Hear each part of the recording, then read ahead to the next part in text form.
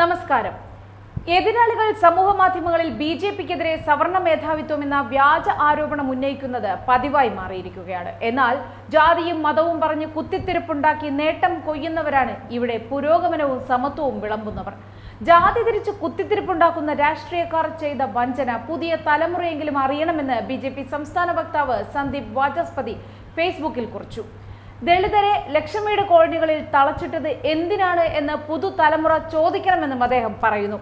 സന്ദീപ് വാചസ്പതിയുടെ പോസ്റ്റിന്റെ പൂർണ്ണരൂപം ഇങ്ങനെയാണ്: അവകാശ പോരാട്ടത്തിനായി മഹാത്മാ അയ്യങ്കാളി കൈപിടിച്ചിറക്കിയ സമുദായത്തെ ലക്ഷമീട് കോളനികളിൽ തളച്ചിട്ട രാഷ്ട്രീയ വഞ്ചന കേരളം ചർച്ച ചെയ്യണം.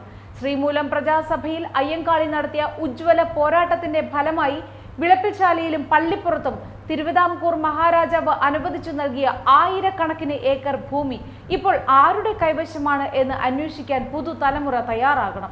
അപ്പോൾ ആധുനിക കേരളത്തിലെ ജാതിവെറിയന്മാരെ തിരിച്ചറിയാം.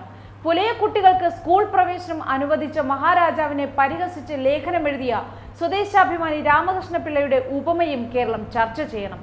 അയ്യങ്കാളിയുടെ പ്രേരണാ സ്രോതസ്സായിരുന്ന സദാനന്ദ സ്വാമികളുടെ ഓർമ്മകൾ തിരികെ കൊണ്ടുവരണം, ചർച്ച ചെയ്യണം. പൂർവികർ അനുഭവിക്കേണ്ടി വന്ന ക്രൂരത ഇപ്പോഴത്തെ തലമുറയെ നിരന്തരം ഓർമ്മിപ്പിച്ച് സമൂഹത്തിൽ കുത്തിത്തിരിപ്പുണ്ടാക്കുന്നതല്ല രാഷ്ട്രീയ പ്രവർത്തനം.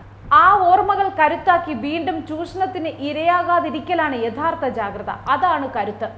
ചെയ്ത ക്രൂരതയ്ക്ക് പ്രായശ്ചിത്തമായി സമാജം അനുവദിച്ച അവകാശങ്ങളും ആനുകൂല്യങ്ങളും തട്ടിയെടുത്തവരെ തുറന്നുകാട്ടലാണ് ആധുനിക അയ്യങ്കാളിമാർക്ക് ഏറ്റെടുക്കാനുള്ള ദൗത്യം. അതാണ് അദ്ദേഹത്തിനുള്ള യഥാർത്ഥ തിലോദകം. ആധുനിക കേരള ശില്പിമാരിൽ അഗ്രേസരനായ മഹാത്മാ അയ്യങ്കാളിക്ക് സ്മൃതി ദിനത്തിൽ ഓർമ്മപ്പൂക്കൾ എന്നാണ് സന്ദീപ് വാചസ്പതി കുറിച്ചിരിക്കുന്നത്.